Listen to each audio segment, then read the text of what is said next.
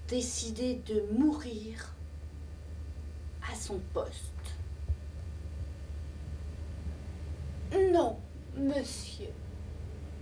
Jamais. Bon, vous l'aurez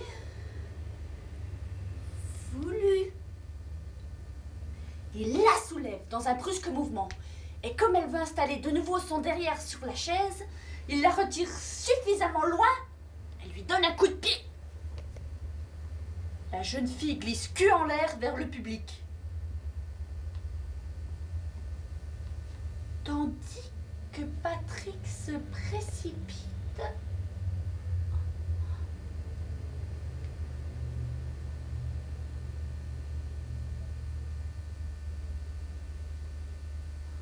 Tire la chasse d'eau, arrache la cuvette et l'emporte. Chérie, Dans l'air, chérie, que se passe-t-il?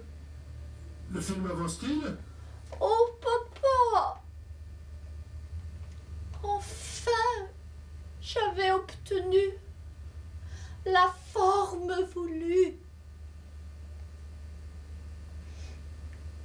Un garçon est entré pendant que je filmais. Et Laurence? pendant que je voulais filmer cette forme sublime, unique, puisque les moments ne se répètent jamais. Jamais, papa, jamais je ne sortirai une forme aussi parfaite. Qu'est-ce qu'il a fait l'intrus? Oh, papa, il a tiré la chasse d'eau. C'est tout, Laurence? Comment? Mais c'est énorme! Papa! Et après? Après, il a arraché la cuvette et il s'est sauvé, c'est tout. Idiote! Oh, papa, que tu es mal élevé. Pauvre idiote! Ces chiottes coûtent très très très cher. C'est une œuvre d'art, du patrimoine, comme le paquet de films de Rossellini que je possède. Oh, papa, demande-leur de te la ramener. La cuvette, en échange du paquet de films de Rossellini. Comme ça, l'esthétique de mon premier film ne sera pas dérangée. Et puis, c'est agréable de faire cette chose assise sur un objet d'art. Oh, papa, pourquoi ne me l'as-tu pas dit auparavant? Ma chérie, tu fais du cinéma de merde. Non, papa. De luxe, Hein? comme tu le veux.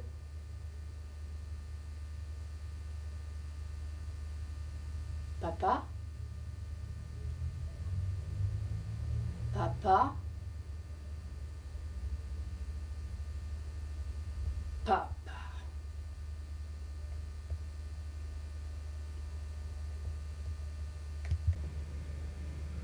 La ligne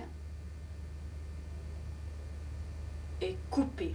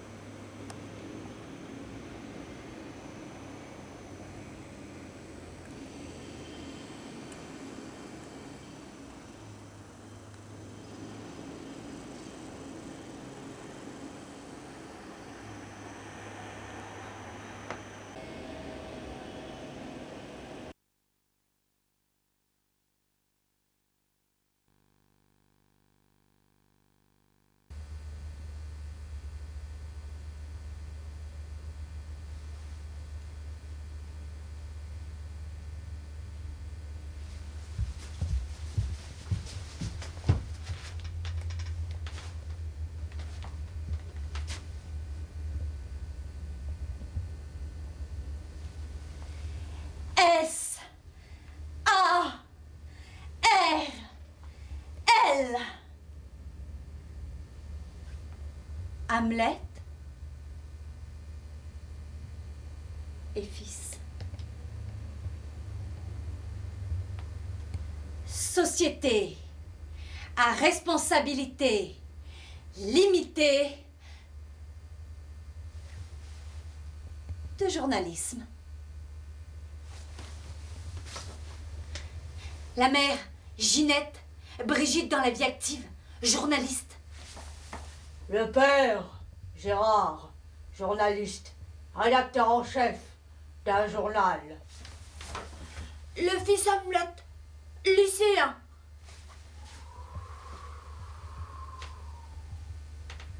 Le fantôme du grand-père, Lazare, grand journaliste pendant et après la Seconde Guerre mondiale.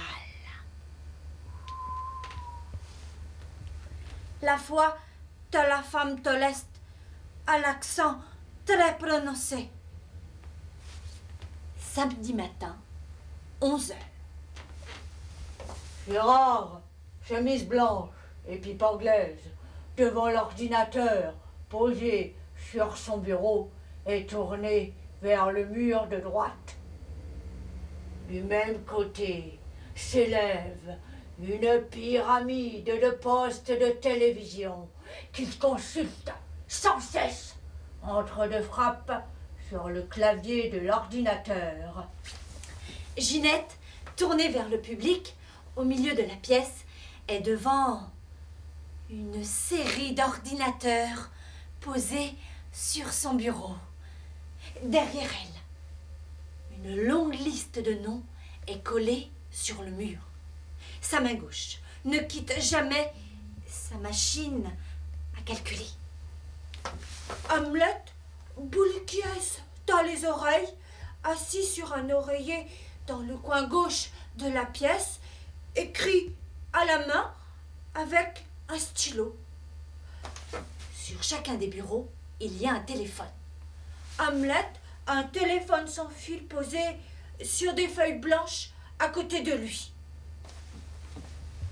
Atmosphère studieuse. Tous travaillent. Ginette à Gérard. Qu'est-ce que tu fais à midi? Je ne sais pas encore. Il y a la grève des rotatives. Il faut attendre que... Drin, drin. La sonnerie du téléphone sur le bureau de Ginette le coupe. Ginette soulève le combiné, entend la voix et se dépêche de raccrocher. Gérard la regarde avec soupçon. Tu te caches maintenant? Elle rit.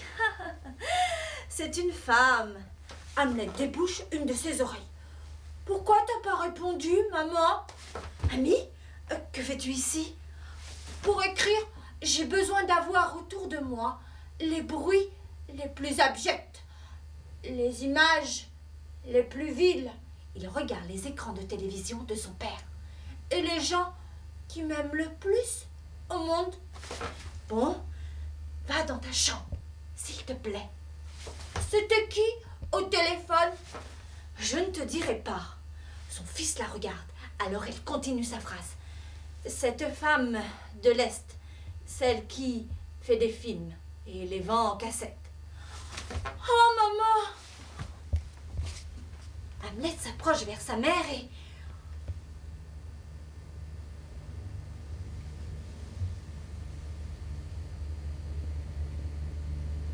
Elle lui caresse l'épaule.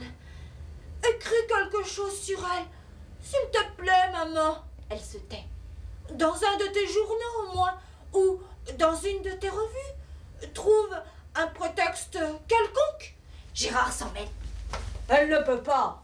Il ne suffit pas d'être responsable de plusieurs rubriques de théâtre et de cinéma dans différents canards. Il faut aussi pouvoir le faire. Ce ne sont pas mes revues et mes journaux, insiste Ginette. C'est tellement intéressant ce qu'elle fait. Les gens sont exceptionnels là-dedans. Leurs paroles sont vraies. Regarde, je te mets la cassette. Gérard se soulève menaçant. Ne touche pas à mes chaînes. Sinon, je te tue. Ginette crie très fort, comme si Ami n'entendait pas. Je ne peux pas, Ami. Écoute, on t'explique tout pour que tu ne perdes pas ton temps à apprendre en reprenant notre entreprise de journaliste. Mais ce n'est pas une raison pour que tu joues les sous-marins pour les autres. C'est clair? Oui, papa, mais... Drin. Drin. Le téléphone de Ginette le coupe. Drin. Personne ne répond. Hamlet soulève le combiné et le colle à l'oreille de Ginette. Obligée de répondre, elle dit presque inaudiblement: oui, j'ai vos cassettes. La voix de la femme au téléphone, au lourd accent des Balkans.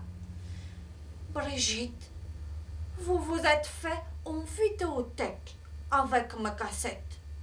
Vous en avez fait déjà 20. Pourquoi n'informez-vous pas vos lecteurs que mes films existent? Excusez-moi, mais je n'ai pas de magnétoscope. Et à la salle des rédactions, il n'y en a pas non plus. Ah bon? Dit la quémandeuse d'articles. Mais moi, je n'en ai pas non plus. Attendez, un jour, j'écrirai. Mais quand? Un jour, la demandeuse d'articles de son état, réalisatrice de films distribués en cassette, raccroche. Maman? Et ça? Hamlet lui montre le magnétoscope. Ami? Et ça? Elle se tourne vers la feuille collée sur le mur derrière elle. Va, cherche là-bas son nom. Hamlet l'interrompt. Je sais, il n'y est pas. C'est la liste des personnes médiatisées. Et alors? Alors, il faut attendre. Mais maman, qu'est-ce que t'attends? Qu'elle aille sous les ponts de la Seine? Silence. Ginette se concentre sur son ordinateur. Qu'elle se suicide? Ginette lève la tête, Gérard de même pour dire. En fait, ce serait bien. Préviens-moi à temps, si ça risque de se produire, ça fera un bon papier. Ce serait bien qu'elle le fasse vite, calcule Ginette. Les ventes stagnent en ce moment. Mais maman, elle vit. Voilà ce qui est dommage. Elle n'a qu'à faire comme tout le monde ici. Ginette se soulève.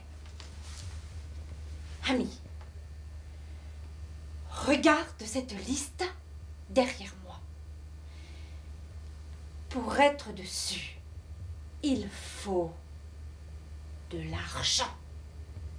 Beaucoup d'argent. Son propre argent ou celui de l'État. Ce sont de grands groupes audiovisuels ou théâtraux liés à toutes sortes de compagnies financiero-industrielles qui choisissent ceux qui ont le droit d'être dans les médias. Donc, sur la liste derrière moi, ceux de nos collègues qui reçoivent peu le reçoivent pour se taire.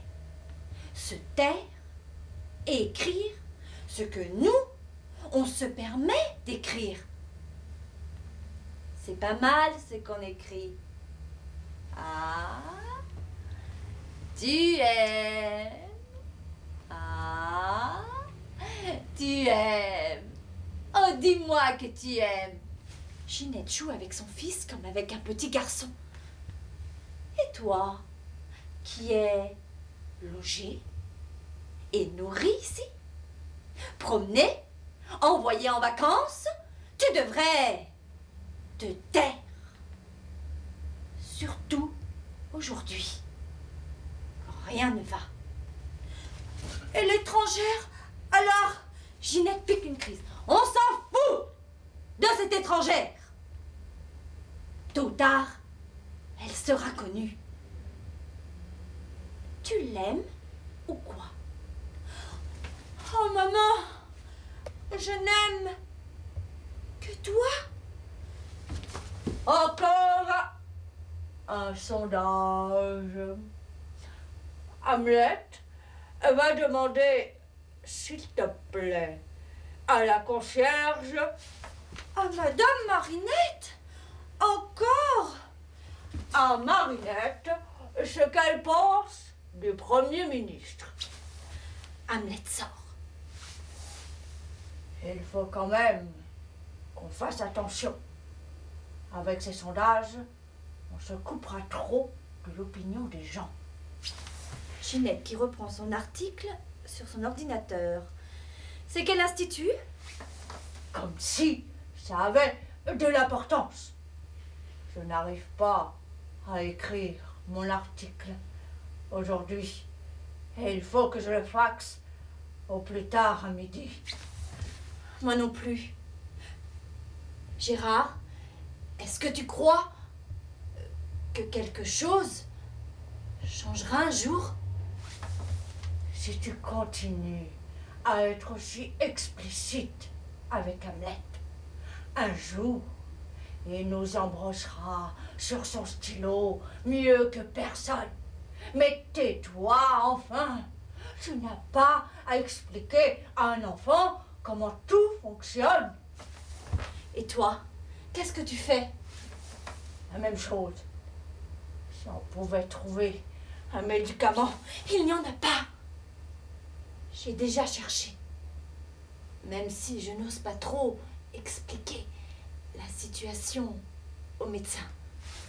tiens, moi aussi, j'ai fait la même chose.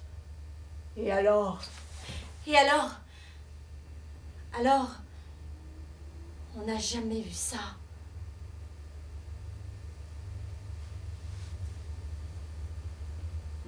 Un cœur qui s'arrête parce qu'on lui a menti. Ça n'a jamais existé. Ça ne peut être ni héréditaire, ni naturel. Oui, c'est un mutant. Ginette, notre Hamlet. On ne dit rien devant lui. Ça vient peut-être de nous. À force de nous taire, voilà ce qui naît. Jamais! Tais-toi! J'ai mis dans ses gènes s'accomplit le saut qualitatif. Puisque nous nous sommes tus des années et des années, il veut parler à notre place. Et tout mensonge arrête son cœur. Silence! Gérard met très fort tous ses téléviseurs avec le son de mitraillettes et de commentaires politiques. Entre Hamlet.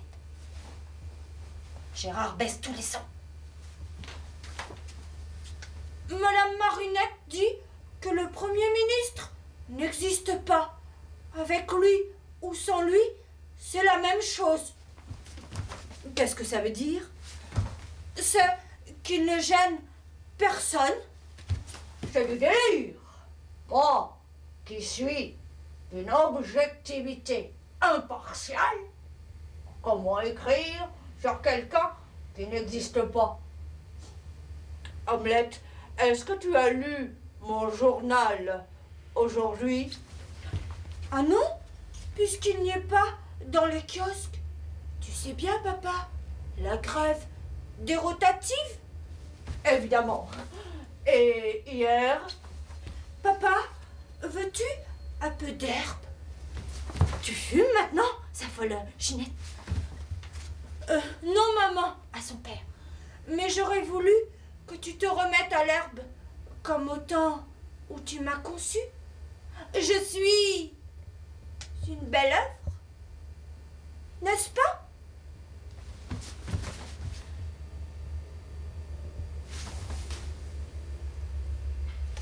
Les deux le regardent comme s'ils le voyaient pour la première fois. Mais moi, je suis là, je ris, je vis, même j'aime. Tiens, je vous offre à chacun un préservatif. Comme ça, je suis sûre que par un jour de grande déprime, vous ne vous affecterez pas. Ce n'est pas très clair ce que vous me dites à chaque fois. Si, ami. Alors, qu'est-ce que vous dites de ça? Moi, j'aime le cinéma. Tu le sais bien, papa. Gérard fait l'amour. Hier, je suis allée voir un film. J'étais tout seul dans la salle. D'après les sondages et les calculs, dans ton journal, papa, si demain, je vais le revoir avec Cyril, comme je représentais 100% de fréquentation à moi tout seul, demain, à cause de Cyril, il y aura une augmentation de 100% de la fréquentation des salles. Puisque nous serons 2 spectateurs, il y aura donc 200% de fréquentation. C'est bien ça, maman? Ginette tête basse. C'est ça. C'est bien ça, papa? Gérard fixe ses écrans. D'accord, c'est ça. Et lâche-nous, au travail. Alors, je ne suis pas là pour lire ce que vous écrivez. Regardez les journaux, tous plus objectifs les uns que les autres. Mais je m'en fous, moi, qui est fâché avec qui dans le monde des 300 familles politiques. Je m'en fous. Lentement, la porte s'ouvre. Tous dans le même souffle. Père. Père? Grand-père Lazare? Que tu es vieux? Lentement, grand-père Lazare s'approche vers son fils Gérard.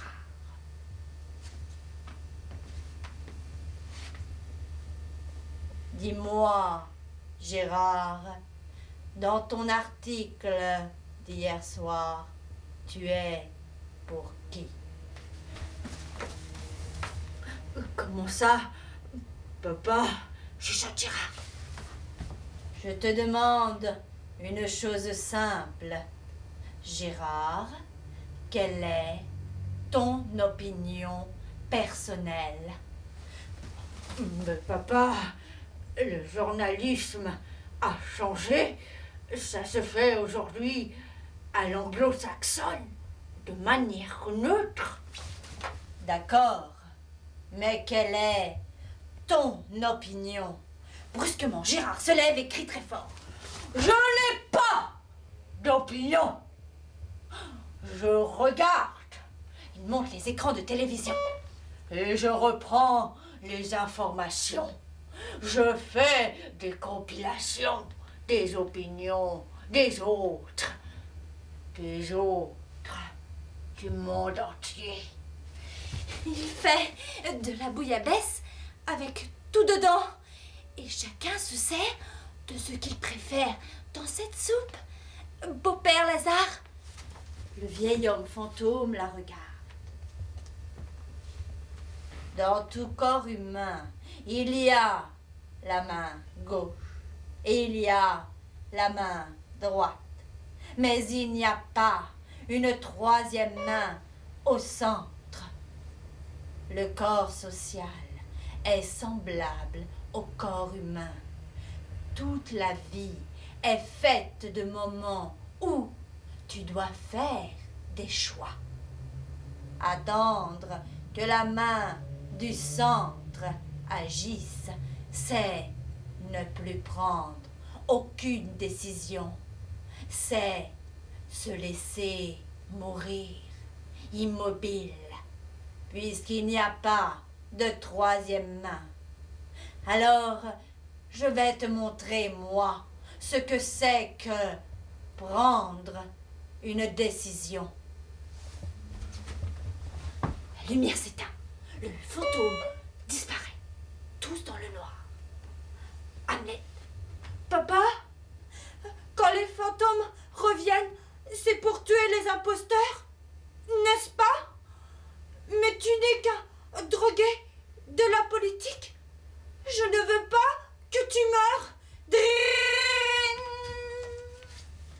téléphone de Ginette. Ah, encore cette femme.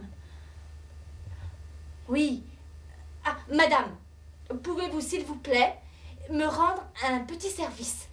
Prévenir SOS Réparation. Nous n'avons plus d'électricité dans la maison. Et par conséquent, je ne peux pas voir vos cassettes. Merci. Hamlet sourit. Hamlet, demande à Marinette d'avertir les pompiers. La concierge ne veut plus être sondée sans être payée. Madame Marinette, Gérard, le coupe Ginette. Il se tait et essaie de changer les fusibles. Gérard. Ginette va vers lui. Dans un grand souffle de soulagement, Gérard dit: Je suis légèrement électrocuté. Ginette, est-ce que mon père nous rendra visite à chaque fois que je n'ai pas d'opinion? Mais alors, on vivra dans le noir? Que la nuit, mon ami, que la nuit.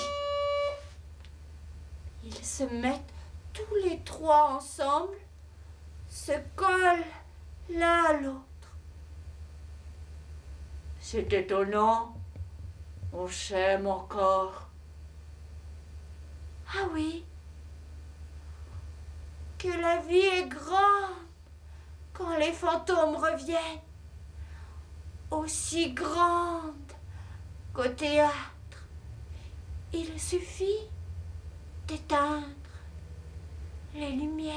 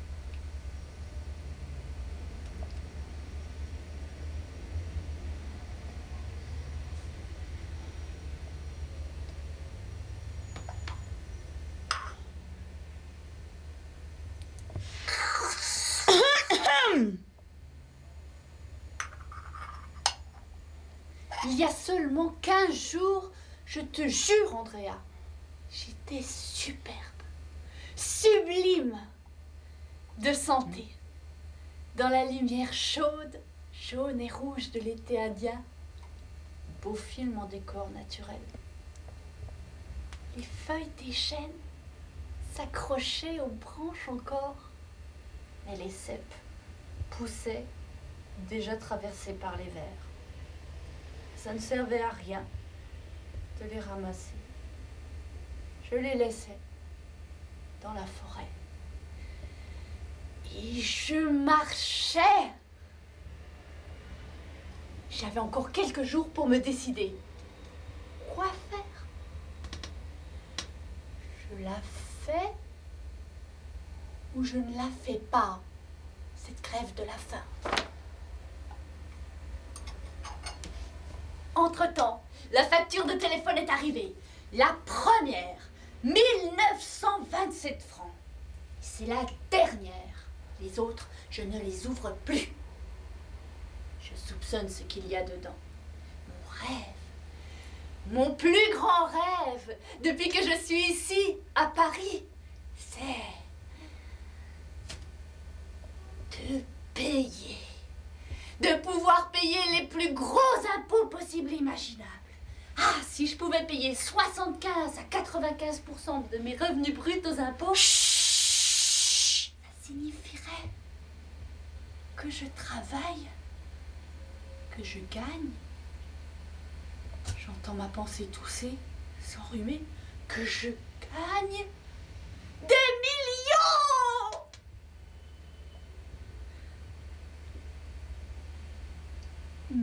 Mais pourquoi faire? Je n'en ai pas besoin, moi, des millions. Je vis avec si peu. Je vivrai avec toutes mes forces pour mes impôts. Pour payer cet argent qui va à de belles machines, à de belles crèches, comme on dit. N'est-ce pas? À tout ce que je n'ai pas. Mais je ne veux pas l'avoir. Tout ce que je veux, c'est avoir des impôts énormes. Car ça signifierait que je travaille beaucoup, beaucoup, beaucoup à ce que j'aime. Ça te plaît ce que tu fais ici, Andrea?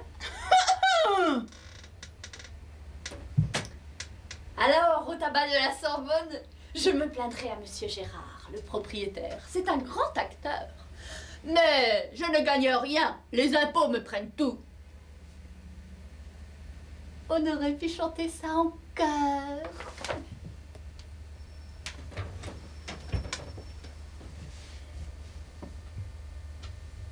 Pour l'instant, je n'ouvre plus mon courrier. Après les 2000 francs de téléphone, c'est inutile. Je sais ce qui m'attend. L'huissier.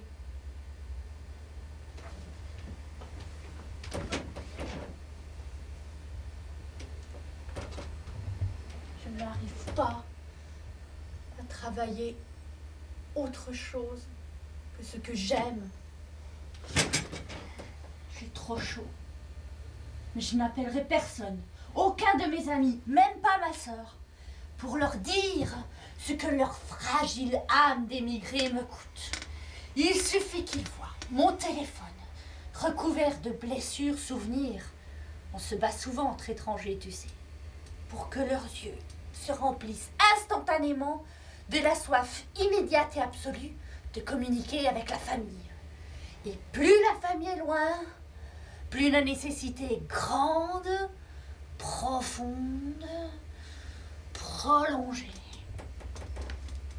Résultat, 2000 francs de téléphone, sans aucune autre possibilité que d'être payé. Une note de téléphone aussi immense. Et moi, je n'ai parlé à personne en dehors de Paris ces 3 derniers mois.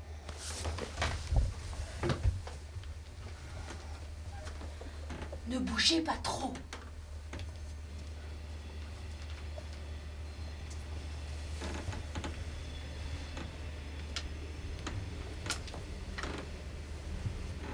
Vous avez tellement maigri que votre anus est capable d'aspirer le thermomètre.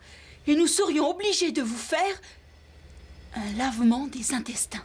Mais je mange! Surtout, ne m'expliquez plus, s'il vous plaît, les rapports que vous avez avec votre corps à travers la nourriture. Ophélie! Je suis ici pour monter la garde.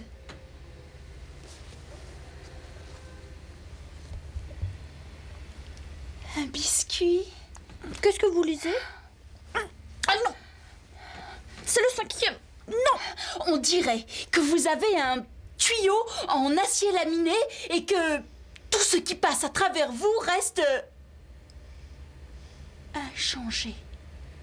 Vous vous nourrissez du vent. Je mets le biscuit. Non. Le thermomètre alors. Ça suffit.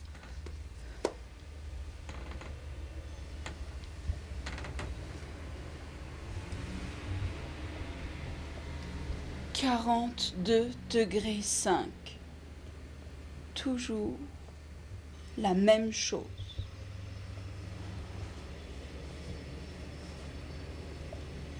Donne.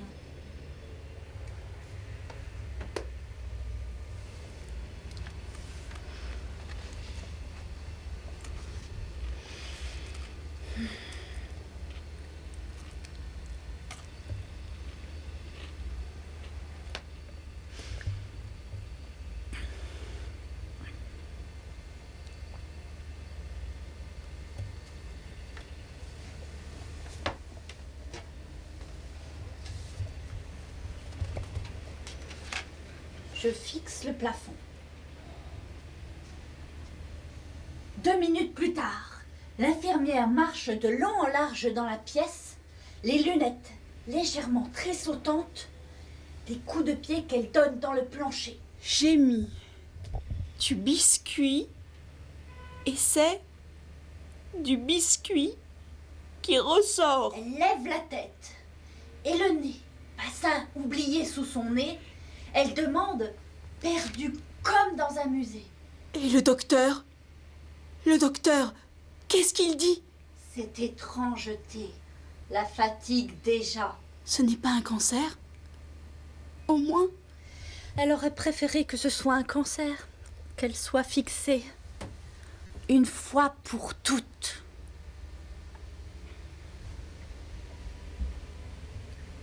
Andrea? Alors, vous venez chercher le petit déjeuner. Enlevez-moi ce bassin du plateau. C'est vrai qu'il n'y a pas beaucoup de différence.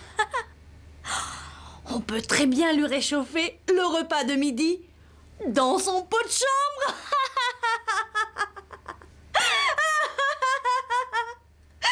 Tu ne ris pas?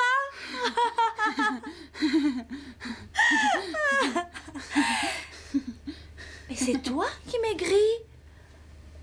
Elle s'en sortira. Mais toi, tu vas mourir?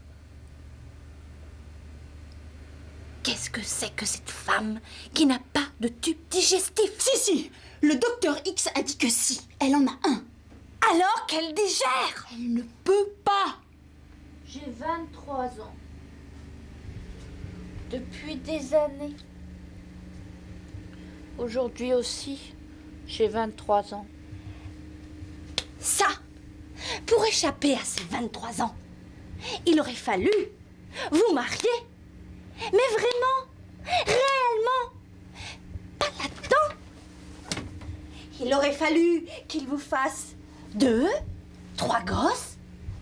Et les 23 ans, partis, évaporés. J'en ai 27, moi.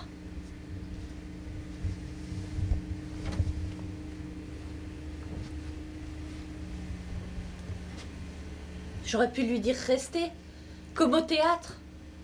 Mais on ne dit pas rester à une infirmière qu'attendent 40 personnes encore. Alors, vous ne me dites pas rester, comme au théâtre, comme à Andrea? Elle sera remplacée auprès de vous. Quelque chose commence à clocher chez elle. Elle n'a plus le même regard. Mais je ne suis pas malade! Je suis là à la demande des médecins, pas à ma demande.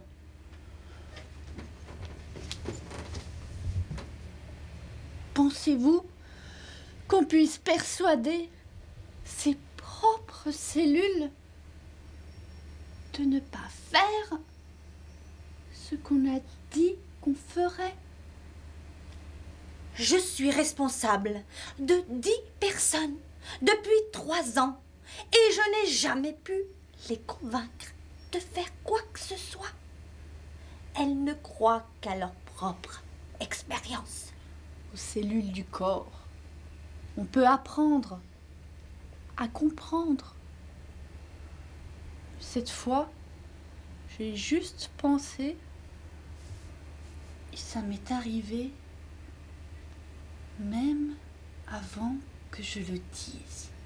Quoi? La grève de la faim?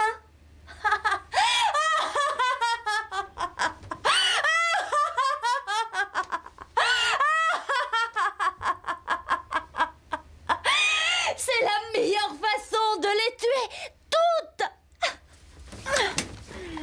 Discutez avec elles, mais ne les mettez pas à l'épreuve sans nous prévenir. Fatigué comme il est, votre corps.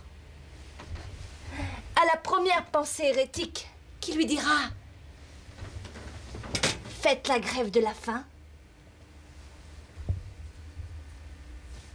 vous pouvez vous considérer comme morte. Ne fais pas ça, Ophélie. J'aurais tellement aimé te présenter à mes enfants quand ils seront grands. Une tombe, ce n'est pas pareil.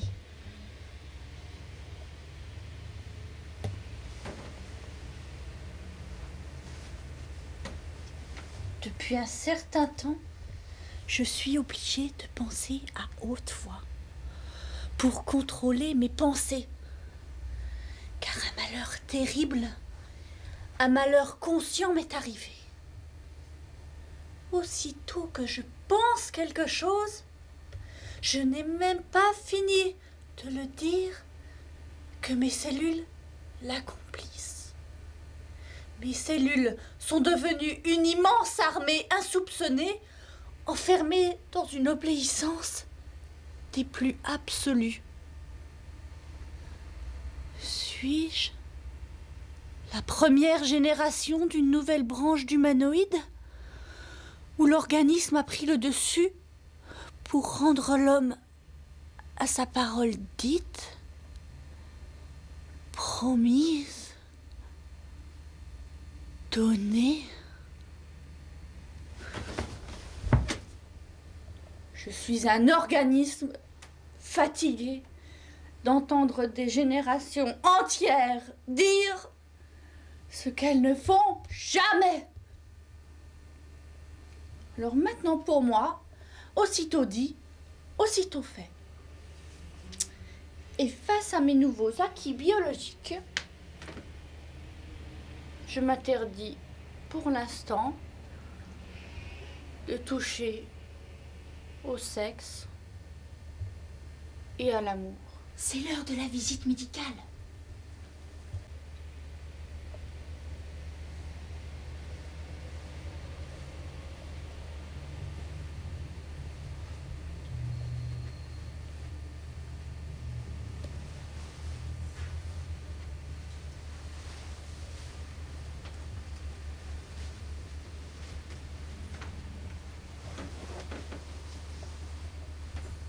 Vous êtes beau, Dr. X.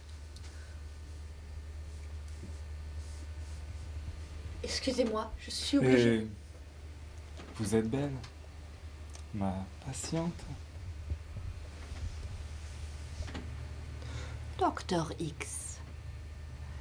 La malade a toujours 38,5 degrés.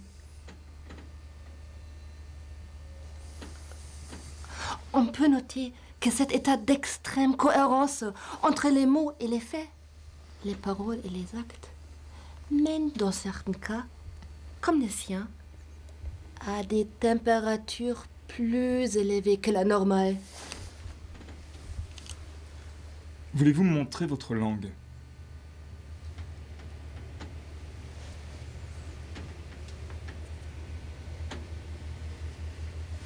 Elle a toujours cette gorge enflammée.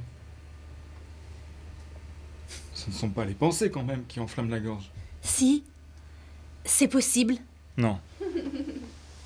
Dr. X, regardez quand mes actes diffèrent de mes pensées, ma température baisse. Santé.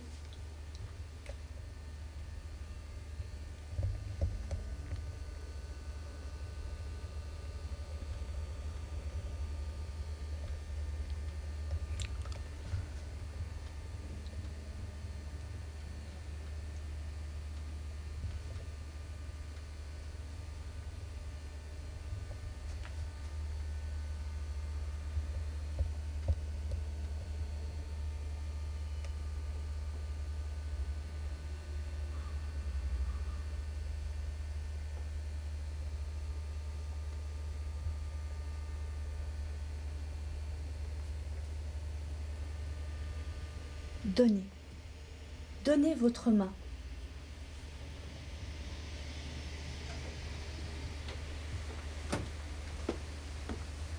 Je deviens un générateur de basse température, tel que votre main sur moi, et vous la perdez. Mais vous me boulez la main, Ophélie.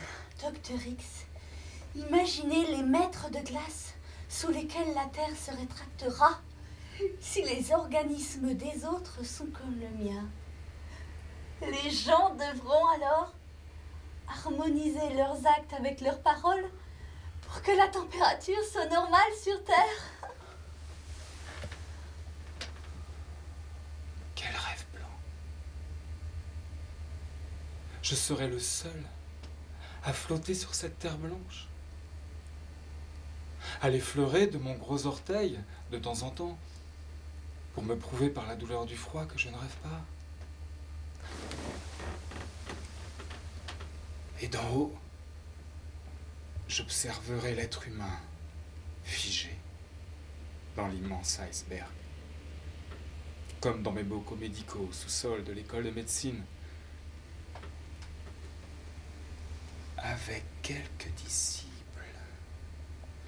Nous flotterons au-dessus de ce monde qui, en une seconde, se sera figé, car arrivé à l'extrême, décalage, discordance, contradiction entre les paroles et les actes, à l'extrême mensonge. Hommes, femmes, qui ne se rendront pas compte qu'ils auront changé génétiquement, organiquement, tellement notre génération était devenue dangereuse pour la Terre. La loi naturelle d'interdépendance entre les espèces aura fonctionné, et la vie sur Terre sauvée. Viendra le moment où l'homme aura émis tant de froid Où il aura tellement menti.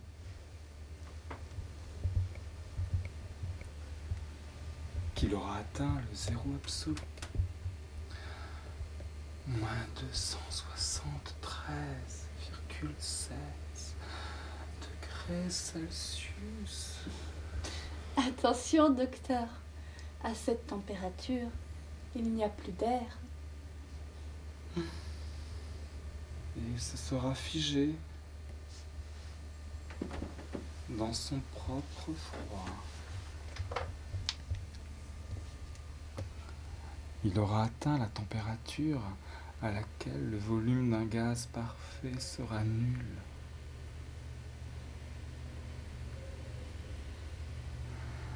Tellement les paroles et les actes seront partis dans des sens opposés.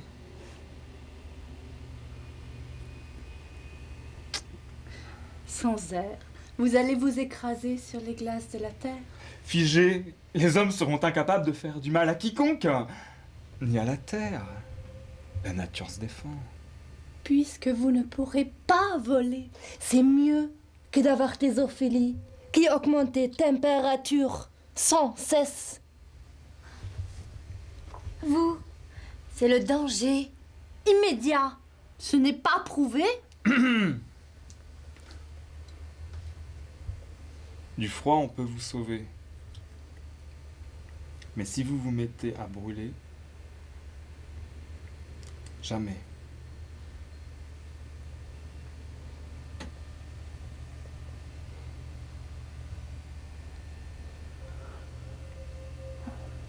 Donc, jamais de révolution.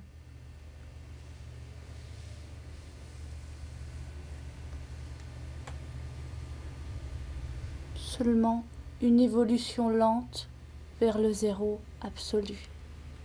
Et le passage obligatoire par lui, pour renaître, avec la mémoire de ce qui s'est passé, refaire le chemin inverse,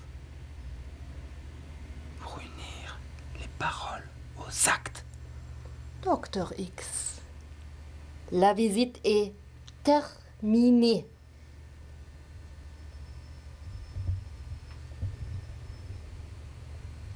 La visite est terminée.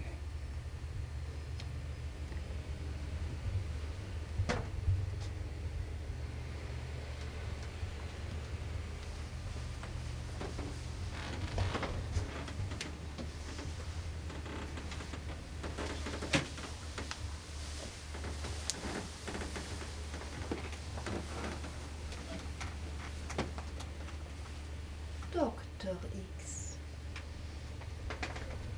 vous aviez dit que jamais vous ne parleriez à cette Ophélie. Mais voyons, ce n'est pas une maladie contagieuse. Ça s'attrape pas. Quand j'ai parlé, j'ai transgressé ma pratique. J'ai promis l'impossible. Ici, à l'hôpital, ce sont les actes qui doivent être traduits en paroles, jamais les paroles en actes. Ma bouche n'a pas l'habitude d'émettre des messages qui doivent être suivis. Sinon serions-nous... Vous savez bien que les paroles destinées aux malades sont des paroles sans aucun rapport, ni avec les malades, ni avec nous. Docteur X, vous avez une température bizarre. Ça s'accumule. Dans les cellules du corps, s'accumule le décalage entre les paroles et les actes. On porte en nous le décalage acquis par notre père, notre grand-père, nos aïeux. Dans ma famille, nous sommes tous, de génération en génération, des médecins.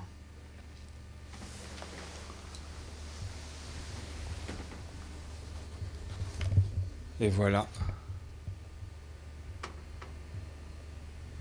Un jour, on sent sa propre chair derrière la porte d'une malade. On est là, à sa place. On est malade.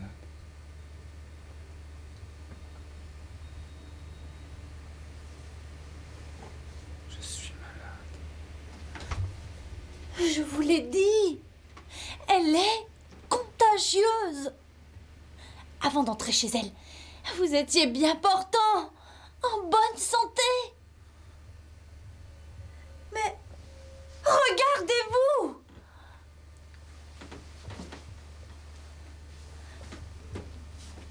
Excusez-moi, je suis jeune. Je vous laisse. Ce n'est rien. Si tu l'as pas dans tes cellules, il ne peut pas se réveiller. Et puis, Ophélie n'a pas pu accumuler assez de différences entre les paroles et les actes pour être contagieuse. Je croyais...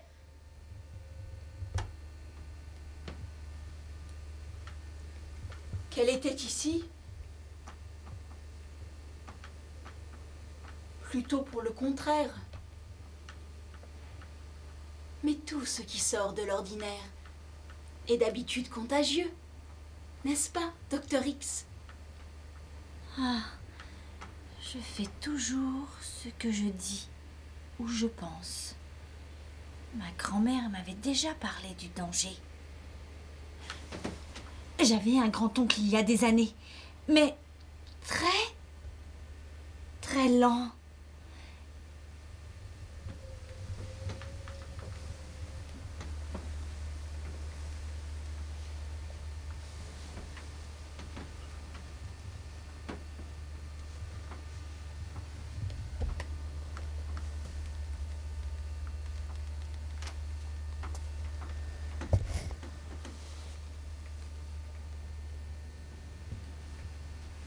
Personne ne voulait jouer autour de lui. Le soleil ne le réchauffait jamais. Grand-mère, c'était son frère, disait que ça venait de l'intérieur, que personne ne pourrait jamais le rendre ni plus rapide, ni plus chaud.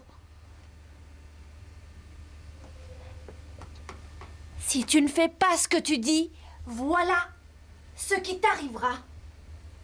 Et depuis mon enfance, c'est pour moi ça, la plus grande menace. Ça lui prenait une demi-heure pour sourire. Et ses dents blanches, en bonne santé, restaient découvertes des heures jusqu'à ce qu'il ramène l'expression de son visage à l'état initial. En jetant sur lui un coup d'œil brusquement, on se souvenait qu'il y a 4 heures, au petit déjeuner, on avait ri. Je disais à grand-mère que si on avait une douzaine de grands-oncles comme lui, on aurait pu, à différents moments de la journée, leur faire écouter nos conversations.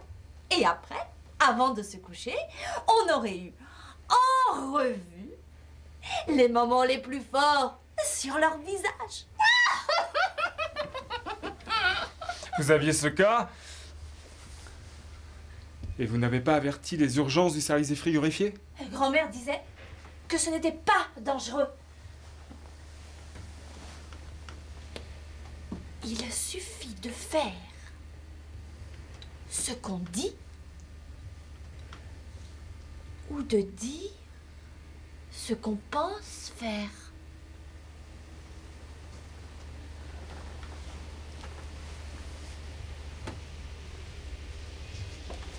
C'est plus sûr qu'un vaccin. Lui, c'est son métier qui l'a figé. Il était maire du village. Depuis, il n'y a plus de maire au village. Personne ne veut plus prendre un risque pareil. C'est que il faut travailler avec l'extérieur. Passer des contrats de construction. Notre village est sur la montagne. Tous veulent avoir des chalets là-bas. Et qui dirige le village? 5 ou 6 personnes qu'on choisit. Le problème, ce n'est plus le village. Avant, il y avait des querelles pour la terre. Plus rien. Terminé. Le problème maintenant, c'est l'extérieur.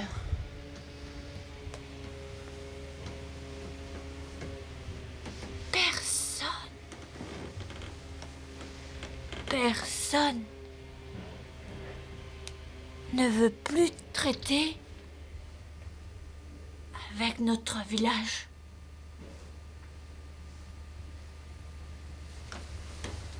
Depuis la mort du grand-oncle, les dirigeants du village font ce qu'ils pensent et pensent tout haut. Depuis, on a eu le droit à une épidémie de grippe asiatique. Et dans la pharmacie la plus proche, il n'y avait plus de médicaments. Après, on a eu le droit à une invasion de souris et de rats. On aurait dit des rats tout prêts, capturés exprès pour nous, dans le métro. Après, on a eu le droit à une invasion de cafards. Et la nuit, je rêvais que j'ai mangé des cafards grillés avec de la bière. J'en sortais des plateaux entiers du four.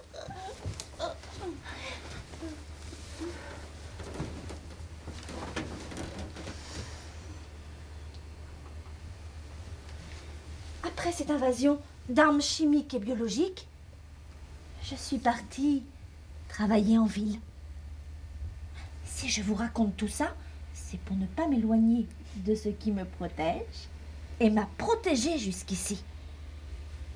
Dire ce que je pense, même si on me le demande pas. Et le vieillard, qu'est-il devenu?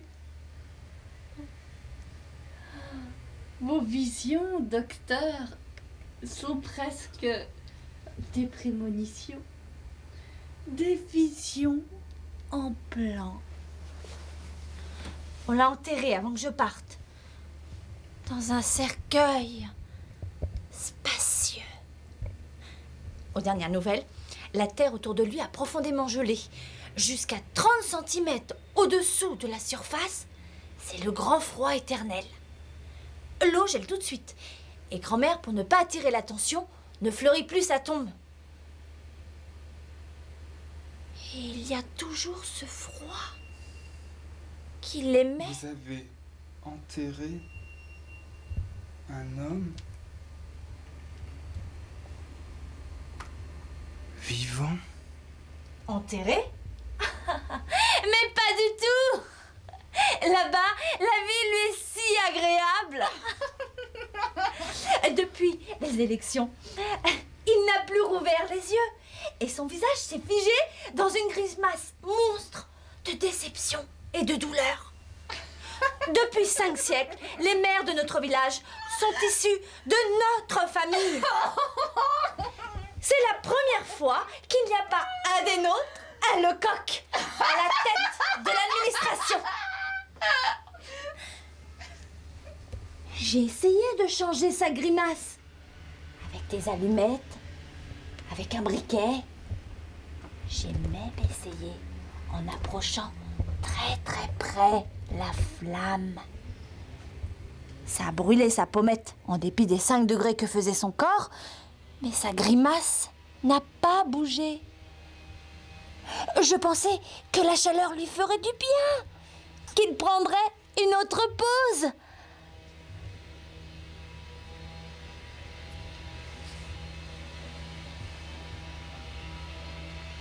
Rien, Docteur X. Rien à faire.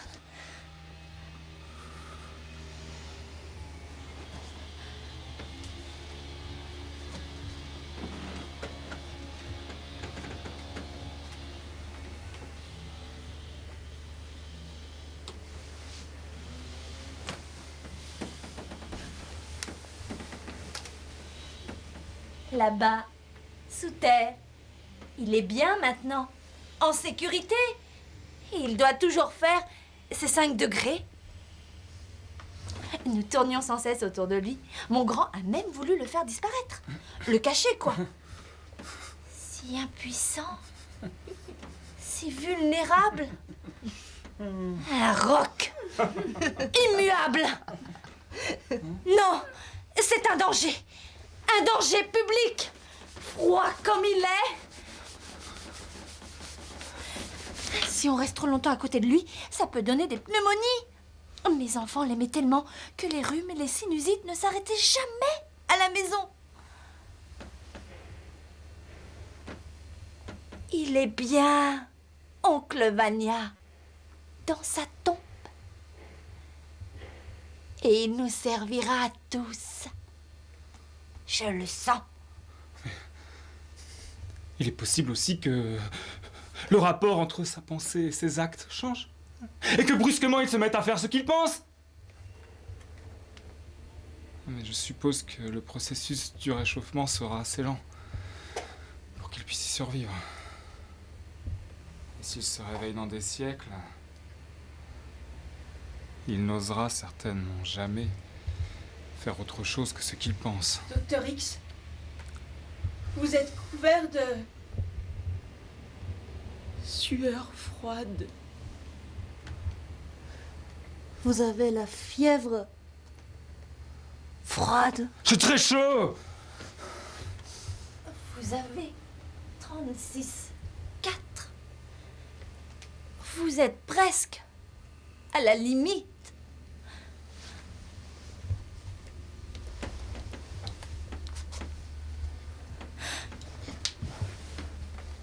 Ne pense plus à rien. Je t'en supplie.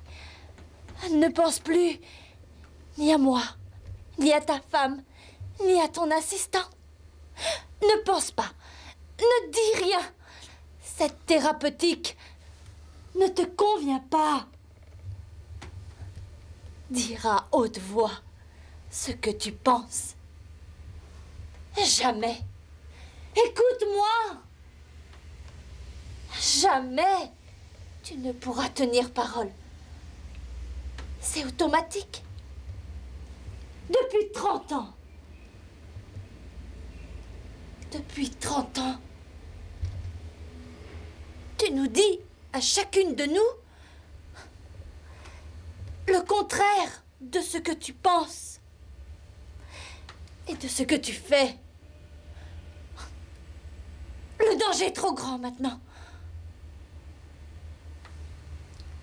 Écoute-moi.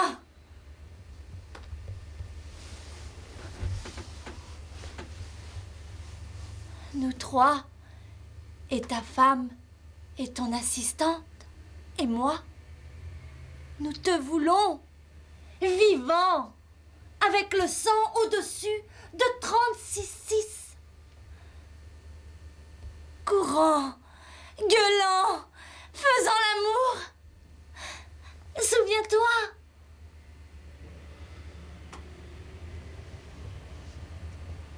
Non, je ne peux pas te toucher. Tu ne sentiras rien. Je t'en prie. Arrête cette expérience. Ophélie ne peut pas monter ta température.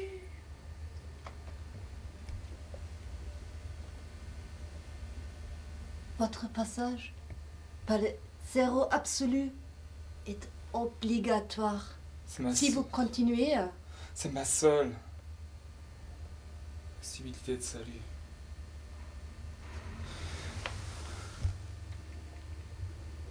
Et si j'étais la dernière génération de ma famille qui peut supporter dans ses gènes le décalage entre les paroles et les actes? Et si le saut qualitatif arrive ici, là, maintenant, hein? Encore un seul petit décalage. Professionnel ou amoureux. Et dans la seconde où je prononce les paroles et que les actes ne suivent pas, la température s'effondre. Je serai mort pour les autres, pour toi, pour mes expériences. Et Dieu seul sait si je me réveillerai dans quelques siècles, et si entre-temps, ceux qui savent si bien joindre les actes aux paroles n'auront pas brûlé toute la terre dans leur fièvre d'harmonie. Ophélie, je baisserai ta température.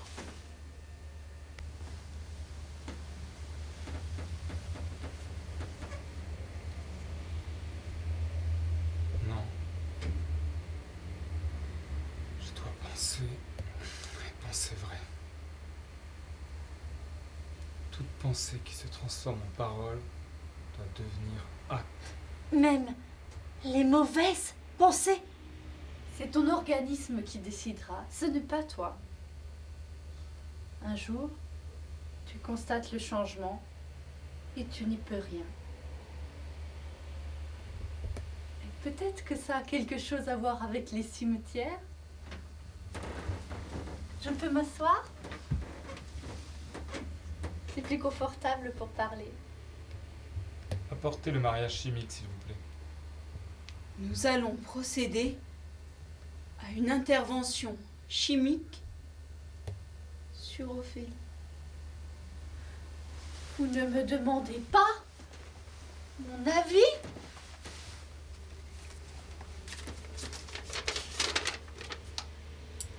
Lis.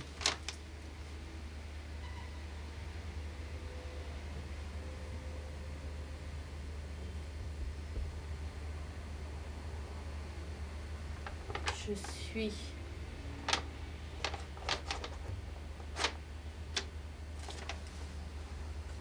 D'accord.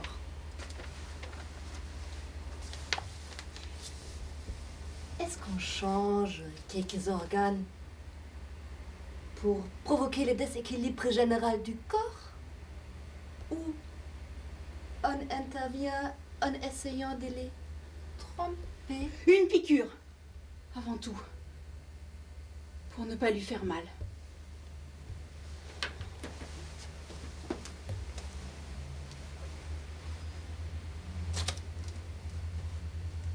Si on injecte dans le centre du cerveau la substance du mariage chimique, les cellules perdent la mémoire, mais s'ouvrent à toute intervention. Alors, elles accepteront peut-être d'être nourries. Elles accepteront tout. Mais cette femme est encore trop jeune pour ça. Se perdre, oublier tout, c'est ne plus vivre. Il faut pouvoir nourrir un corps. Les cellules d'Ophélie sont tellement épanouies qu'elles anticipent tout ce qu'elles désirent. C'est mauvais, ça. Et si c'était un virus? Il faut faire vite. Il faut les empêcher maintenant de fonctionner toutes seules. Jusqu'à maintenant, on a toujours pu les nourrir, même en dehors de son désir. C'est elles qui ont tous les pouvoirs sur Ophélie. Elles vont la tuer. J'y vais? Oui.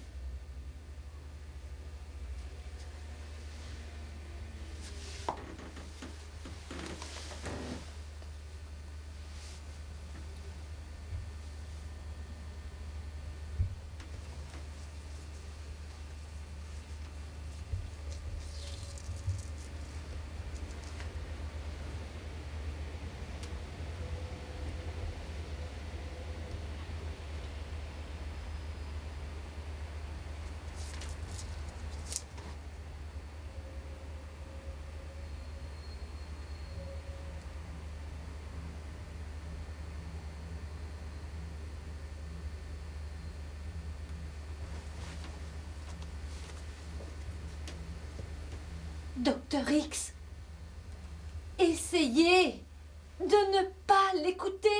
Chut! Et pour vous, c'est encore plus dangereux que pour elle. Chut! Ophélie commence à débiter des souvenirs, avec un amour étouffant pour le pétrole. J'expérimente dans un petit institut de recherche à la limite de la zone industrielle de ma ville natale. J'expérimente face au cimetière principal la capacité de transformation des légères fractions du pétrole par des cristaux naturels traités par les atomes catalyseurs. À partir de ce moment, le docteur X suit, dans ses gestes, le rythme des paroles d'Ophélie. Sa danse de transformation, encore glacée autour du lit, commence. Je déjeune avec l'équipe de l'usine de briques. Nourriture renforcée pour des ouvriers employés des travaux lourds. Haricots blancs avec d'énormes morceaux de porc ou de bœuf dedans. Soupe, salade, dessert. Deuxième dessert si on veut. Notre petit institut de chimie est plein de jeunes femmes chercheuses. Jupes dans le vent, les yeux bien soulignés, des grandes bouches qui rient et qui bégayent. Bref, les jeunes ouvriers aux muscles ronds nous aiment. Et nous leur donnons souvent la moitié de notre ration. Manger dans notre assiette leur plaît plus que de demander un supplément. Mais aujourd'hui, Karim n'en veut pas. Non, tu manges tout et toute seule. Mais je n'ai pas faim. Ça n'a pas d'importance. Tu manges maintenant et on verra demain. Demain, j'en prendrai. Et il attend. J'ai honte, alors je mange l'énorme portion de haricots blancs et je pars travailler. Depuis 6 mois, depuis la fin de ses études, je travaille dans cet institut. Il suffit que le liquide avec les atomes catalyseurs touche aux cristaux naturels et leur structure se modifie alors, sans aucun effort. Des atomes si minimes en quantité, presque inexistants, qui pénètrent dans les cristaux et brusquement, sur leur surface poreuse, le pétrole se transforme en paraffine, alcool, benzol, sans aucune augmentation de la température et de la pression, sans aucun effort. Je suis l'atome catalyseur. Et nous sommes la structure cristalline, la pierre, le cristal. Allons donc. Il faut que vous changiez. Oui, c'est ça. Nous aussi, nous sommes comme le pétrole et nous allons nous transformer si Dr X n'intervient pas. Et nous n'attendions que toi pour être d'utilité publique. Ce procédé...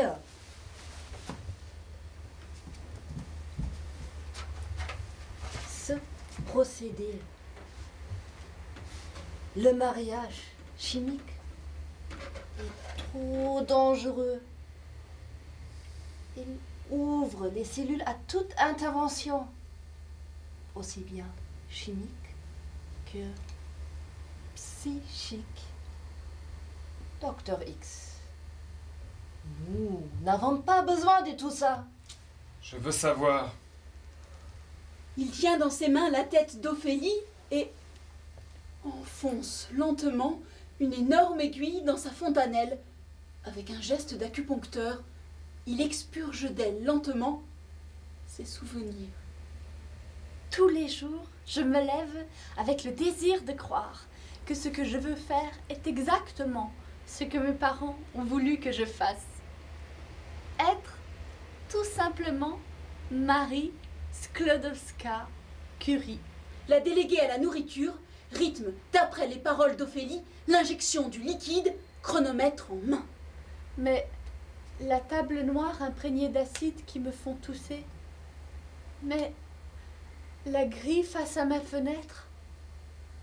Mais le rapport complet de mes collègues sur le comportement amoureux de leurs conjoints.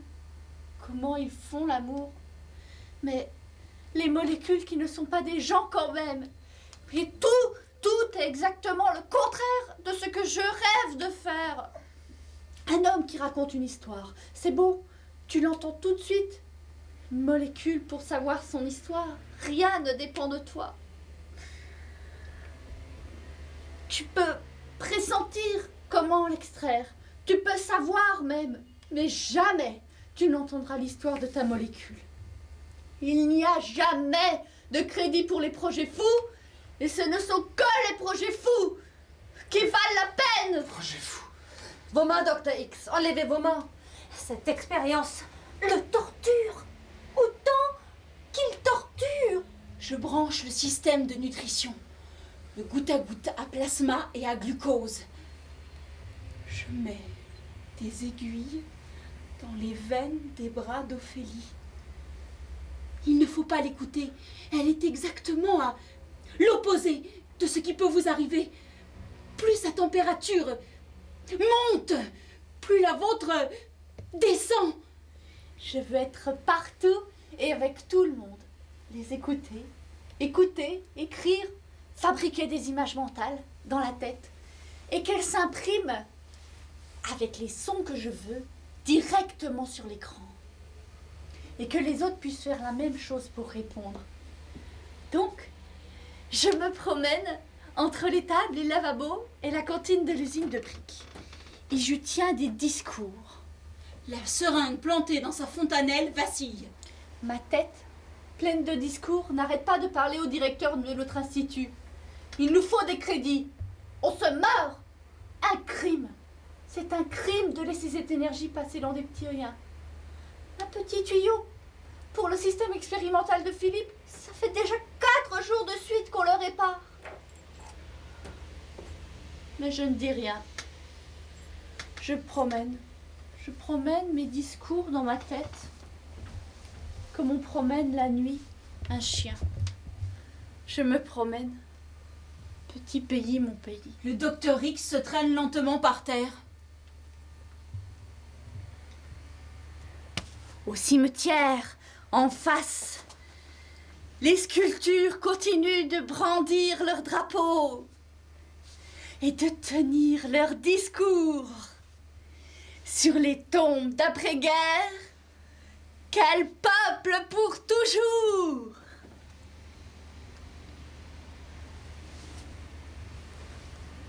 Les noix rebondissent dessus.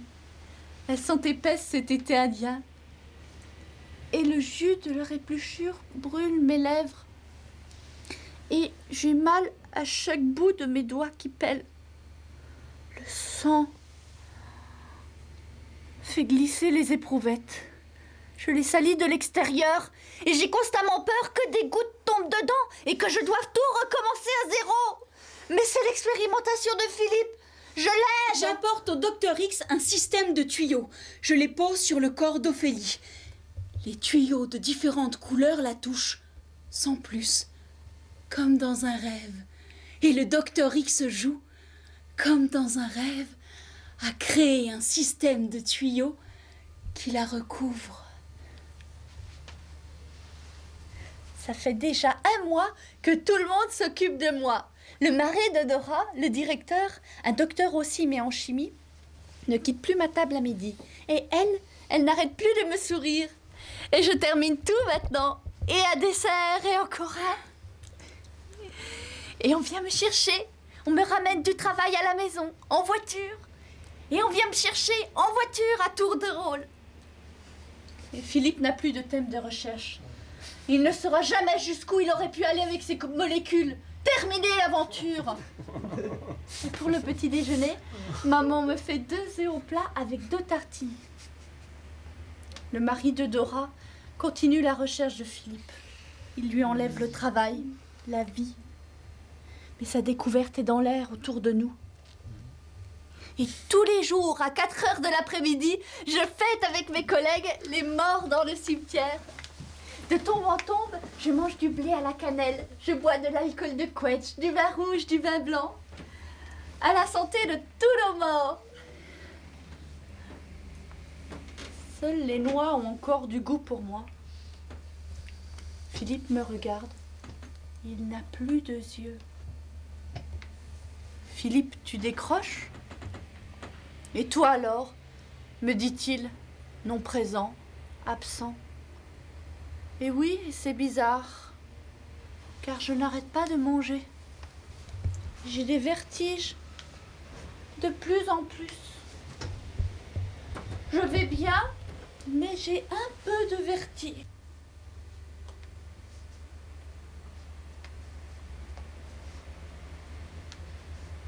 Et quelque chose dans la tête. Le Dr X lui retire la seringue du cerveau.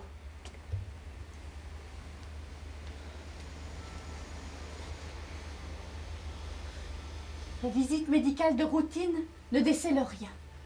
Les rayons ASA traversent ma tête sans aucune difficulté. Aucune agglomération mesquine. Rien. Rien dans le corps. Rien. Rien dans l'amour. Un jour, j'arrête d'aimer Pierre. Je ne le remarque même pas. Le vide était déjà là, avant que Pierre parte. Le vide reste peuplé d'amis, silencieux, respectueux. Ils ont changé ces 3 derniers mois, mes amis. J'occupe une place si importante maintenant dans leur vie. Pourquoi ont-ils changé mes collègues ? C'est dur, le respect.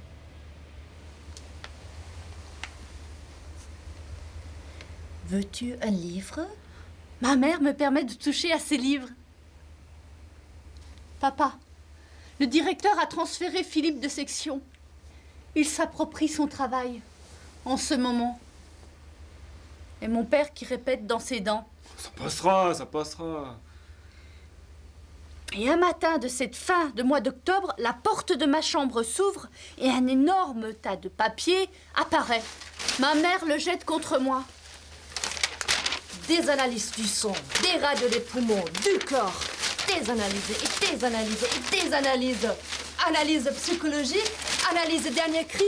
Pour la médecine, au moins, on aura toujours des crédits dans notre pays. Et mon père? Mais laisse-la! Il est épuisé. Ça lui passera. Mais quoi? Qu'est-ce qui me passera? La déléguée à la nourriture essaye de capturer le corps dansant du docteur X à l'aide de son lit roulant, comme on capture un papillon. Et ma mère me tire du lit avec la couverture. Geste royal de mon enfance. Monte. Je cherche l'aiguille à sa place habituelle. Depuis mes 15 ans, je pèse mes 55 kilos sans problème. Je ne la trouve plus. Dans le rythme des paroles d'Ophélie, Dr X s'approche d'elle. Son assistante l'aide.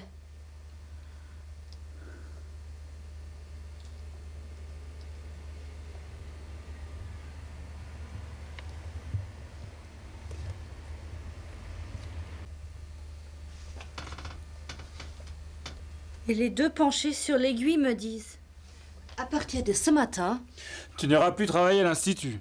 très légère, je n'écoute nullement. Je mets ma jupe et ma chemise, je flotte dedans. Ma petite sœur me regarde. 45 kilos. J'ai élevé une grande et belle fille pour qu'elle meure entêtement. J'entends les paroles de ma mère au téléphone. Il n'y a rien à faire. Elle mourra si on continue à la contraindre. Je préfère encore qu'elle reste sans travail, mais qu'elle vive. Son père Son père ne comprend pas. Mais c'est très simple. Tu te souviens de mon père? S'il ne m'avait pas laissé partir, je serais morte. Exactement comme Ophélie maintenant, qui meurt de ne pas pouvoir faire ce qu'elle veut. Le problème, c'est qu'on ne peut pas la forcer, docteur. C'est son organisme qui refuse.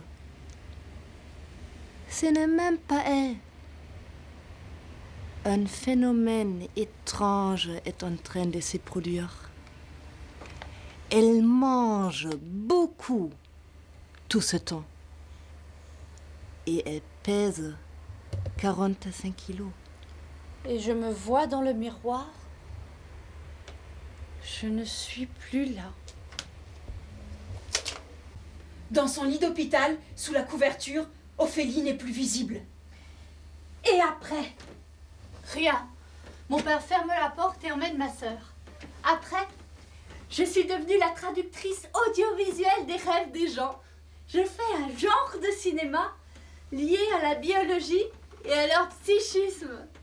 Montre-nous. Le froid que dégage Dr X nous empêche de l'aider. Mettons des objets entre lui et nous pour ne pas attraper froid. Dans un soubresaut, il réussit à se redresser. Montre-nous. Jamais. Ça sera encore un pas vers votre père, Dr X. Et depuis, rien. Tout va très bien. Aussitôt que je pense quelque chose, je n'ai même pas fini de le dire, que mes cellules se mettent en marche. Elles accomplissent mon désir. Seulement, elles ne savent pas trop calculer le temps. Il y a 2 mois, j'ai décidé de commencer une grève de la faim pour aujourd'hui, le 20 janvier.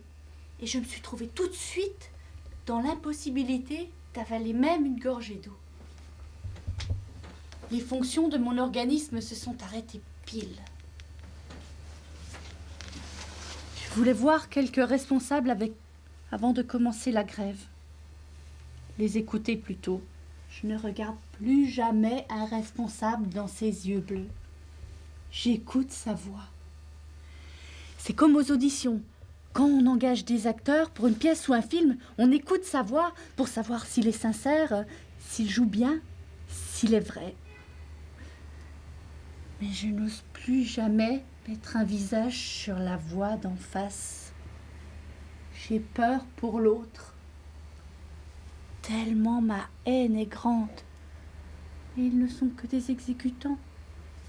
Je veux être bonne, sereine, demander, obtenir, Je ne veux pas tuer ces petits bureaucrates quelconques sans qu'ils comprennent pourquoi ça leur arrive. Il ne faut pas que la personne en face de moi prenne une forme définie, car si je me fixe sur elle, alors je l'écoute. Je ne pouvais rien écouter cette fois-ci. Mes oreilles bourdonnaient de faim. Après, j'ai eu la grippe. Et me voilà. Le thermomètre dans le cul, le virus dans la gorge, fatiguée, malade. Je n'en peux plus de ces sales coups. Pourquoi se dérègle-t-il mon mécanisme? Veulent-elles me tuer, mes cellules? J'ai toujours fait ce que je pensais, et tout de suite. Vous les avez mal habitués. Rien ne me nourrit plus. La seule chose qui puisse remettre en marche mon organisme, c'est la réponse à ma grève de la faim. La réponse que j'attends. Aucune autre. Je veux faire des films comme de beaux livres.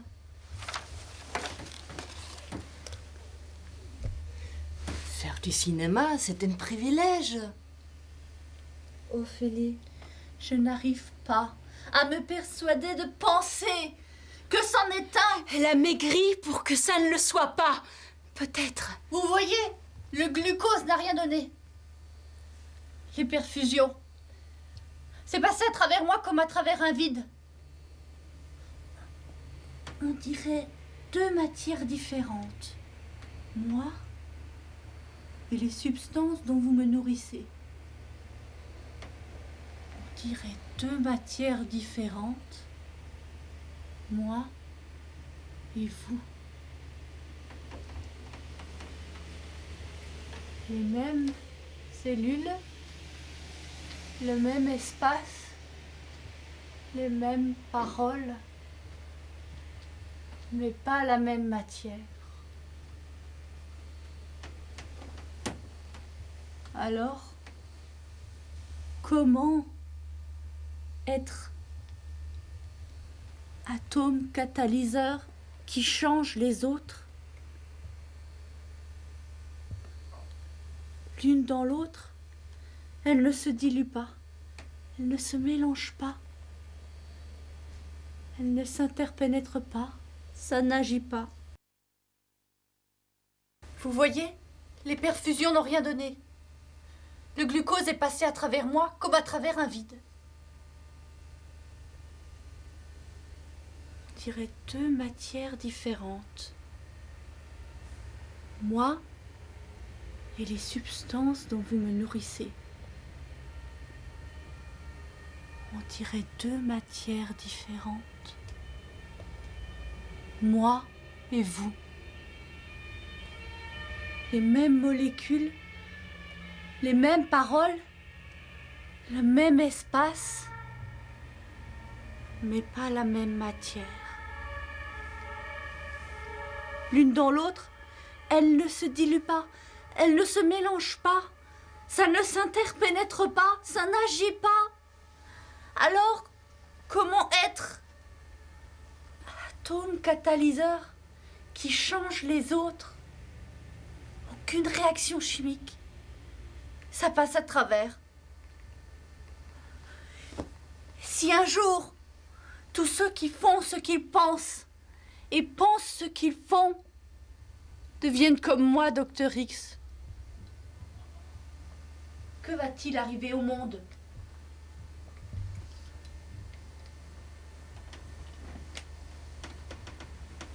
Très lentement, le Docteur X s'assied à côté de mon lit. Et lentement, sa main part vers moi, mais n'avance pas.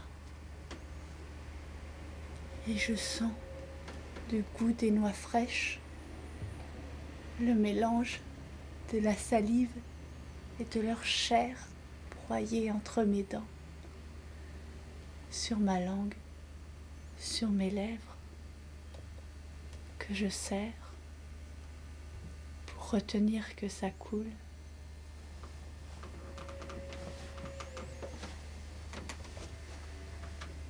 Jeune docteur, tu es entré à l'hôpital comme on entre dans un temple, comme on entre en religion. Et tu es devenu prisonnier de ce temple.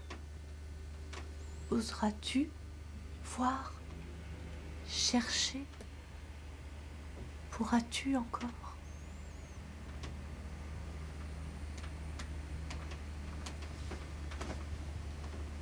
Je mets ma joue contre la tienne, mon oreille contre la tienne,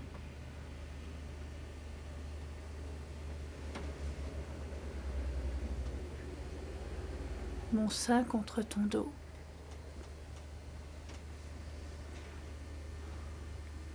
Je frotte le petit bout de chair tiède de ton oreille gauche. Est-ce que tu m'entends?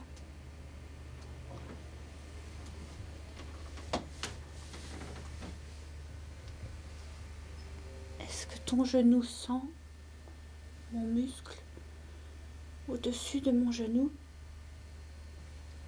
Est-ce que tu m'entends? Je glisse mes 2 bras sous les tiens, indifférent, ballant. Je te prends par la taille. Sais-tu à quoi sert la taille d'un homme? Je sens le froid dans tes os. J'écarte les doigts jusqu'à sentir ta peau entre mes doigts,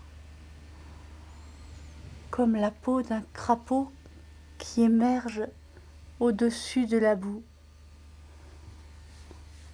Est-ce que tu m'entends?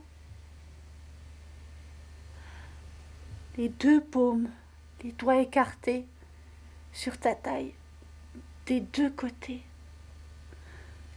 Je te donne de la chaleur. Je te donne de la chaleur. Je te donne de la chaleur. Et je resterai. Nos 2 peaux nues, l'une contre l'autre. Je reste. Je suis le frein à ton départ. Oui. Je crois que j'aime de nouveau. Mais